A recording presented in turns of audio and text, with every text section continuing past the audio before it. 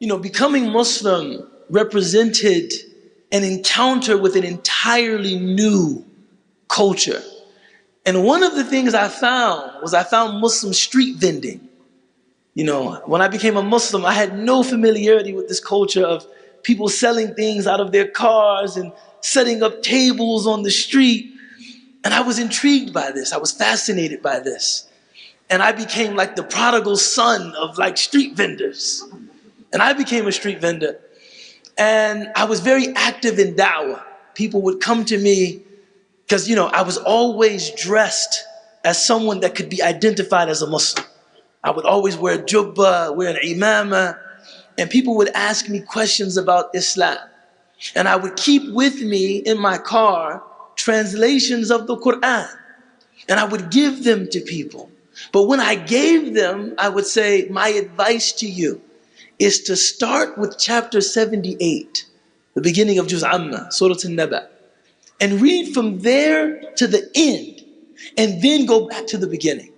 My reasoning was, if they start with the last juz of the Qur'an, they're going to see those core Quranic concepts, contemplating creation, thinking about divine reckoning, thinking about where we come from, فَأَيْنَ تَذْهَبُونَ, thinking about where we're going.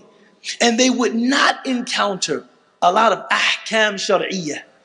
I thought that for the modern reader, probably dealing with the malaise of being a Western religious person, a lot of if'al wa la taf'al, do and don't do, this would be very difficult for them to countenance at an initial reading. And so I was talking with my teacher, Dr. Sherman Jackson, about this one day. And he said, why would you do that? He said, the tartib of the Qur'an, the order of the Qur'an is intentional. And I think somebody starting with the Qur'an should begin with Al-Fatiha and then read from Baqarah. And I said, well, and I gave my little reasoning. He said, listen, religion in the modern world has been reduced to a place of pleading with people for relevance, pleading with people to be seen as significant. The Qur'an immediately grabs the attention of the listener because the authorial voice of this text is not pleading with you. God is telling you, this is my program. You can adhere to it, or I got something hot for you.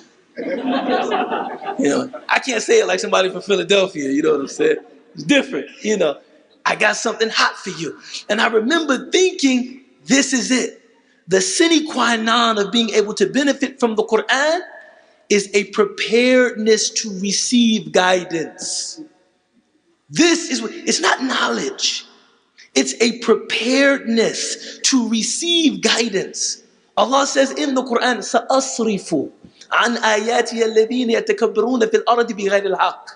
I will turn away from my signs those who persist arrogantly in the earth. I was sitting in my balagha class at Azhar studying rhetoric. And my rhetoric teacher was so good. Sometimes people ask me, who was your best teacher at Azhar? And they want to hear like a fiqh teacher or a hadith teacher. My best teacher was actually my balagha teacher. And the most curious thing about him was that he was ambidextrous.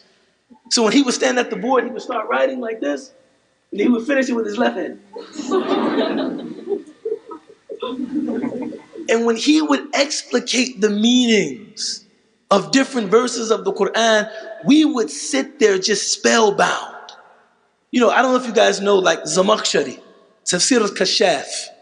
If you're talking about language, it's dense on another level of density. He was like a modern day Zamakhshari when he would talk about verses of the Qur'an. One day we're sitting there, mouths agape, and he said, I'm going to tell you something. You guys are impressed with my Arabic, but I assure you, Abu Jahl, Abu Lahab, Utbah, Shayba, the adversaries of the Prophet ﷺ, their Arabic was superior to mine any day. but they didn't benefit from the Qur'an at all. Because this is ذَلِكَ الْكِتَابُ لَا رَيْبَ فِيهِ هُدًى لِلْمُتَّقِينَ. This is the book in which there is guidance, no doubt, for the muttaqeen. This is the prerequisite. Being a person of taqwa.